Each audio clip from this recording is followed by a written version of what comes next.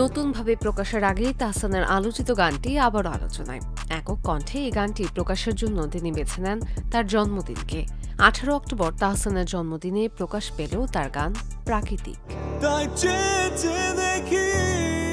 প্রথম আলোর সঙ্গে এক সাক্ষাৎকারে তিনি আগে উল্লেখ করেন যে এটি তার সঙ্গীত জীবনের শেষ গান, আর কোনো গান রিলিজ করবেন না তিনি। এমনকি এই সাক্ষাৎকারই আমার ক্যারিয়ারের শেষ মিডিয়া কথোপকথন, এমনটাই বলেছিলেন 4 সেপ্টেম্বর।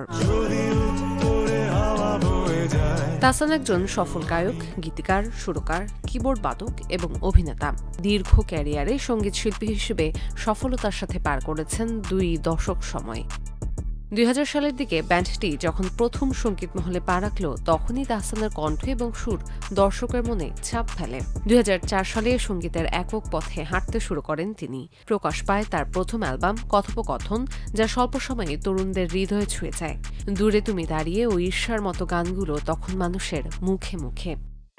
ঠিক তখন থেকে তাহসান ভক্তরা অধীর আগ্রহ অপেক্ষা করতে থাকেন প্রিয় শিল্পীর অ্যালবাম প্রকাশের। 2005-এ মুক্তি পাওয়া আলো, প্রেমাতাল গানের সাফল্য তাহসানকে নিয়ে যায় আরও কয়েক ধাপ ওপরে। তারপর আর পেছনে ফিরে তাকাতে হয়নি।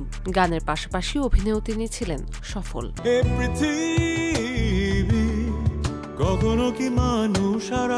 2003 সালে প্রকাশিত ব্র্যান্ড ব্ল্যাকের জনপ্রিয় অ্যালবাম উৎসবের পর এই প্রথম শোনা গিয়েছিল প্রাকৃতিক গানটি। তখন গানটি গেয়েছিলেন দুজনে, জন কবির ও তাহসান খান। সে সময়ের তরুণ শ্রোতাদের কাছে গানটি ছিল আবেগের প্রতীক, বিশ্ববিদ্যালয়ের প্রেম, বিচ্ছেদ আর স্মৃতির সুরের মৃদু হাওয়া। দীর্ঘ 22 বছর পর সেই গানই ফিরল নতুন সঙ্গীতায়োজনে, নতুন রূপে, এক পুরনো হৃদয়ের কণ্ঠে। এবার অবশ্য এককভাবে গানটি গাইলেন তাহসান খান। পোর্সিলেনার ব্যানারে এটি প্রকাশিত হয়েছে পোর্সিলেনা তাহসান প্লেলিস্টের শেষ গান হিসেবে। এ গানে পুরনো সেই সুরের বার্তায় যেন পুনরায় ফিরে এসেছে। ভালো গান কখনো পুরনো হয় না।